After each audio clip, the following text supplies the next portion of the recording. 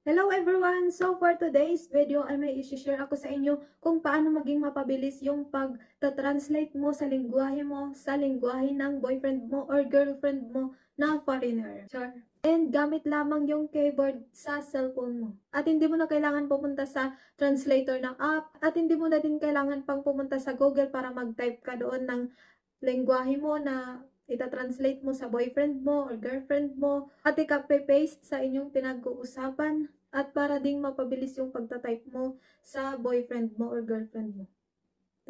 And like me before na gumagamit ako ng translator at saka nakakapagod din kasi mag-open ako ng translator or di kaya sa Google and ipipaste ko doon kung saan kami nagkikwentuhan ng boyfriend ko like sa Messenger and ipipaste ko sa Messenger. So nakakapagod at medyo nakakabagal sa pagta-type ko. At mabuti na lang sa keyboard ay mayroon din palang translator. At kapag nagta-translate ako ng English to Russian, ay nata-translate agad at nasisend ko agad sa boyfriend ko na hindi ko na kailangan pang pumunta sa app na yun. Kasi yung boyfriend ko ay Russian at hindi sila nagsasalita ng English.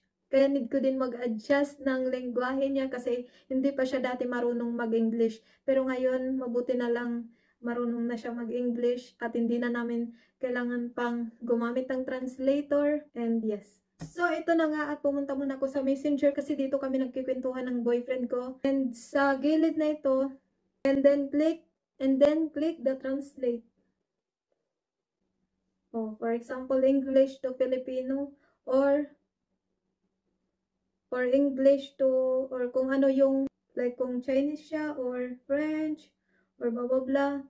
Pero yung boyfriend ko is Russian. So, yun, magta-type tayo kunyari ng I am watching right now. For example lang. And nata-translate agad siya sa Russian na я смотрю прямо сейчас. Like that. Nang mabilisan lang. So, yun lang naman yung i-share ko for today's video. And kung nagustuhan mo itong video na ito, ay huwag kakalimutan na i-follow ako for more videos. And kung may katanungan din kayo, huwag mahihiyang i-email ako or mag-comment kayo dito sa baba kung ano yung gusto nyong itanong. And that's all. And maraming salamat sa mga nagsusubscribe sa little channel ko. And yes, that's all. Thank you!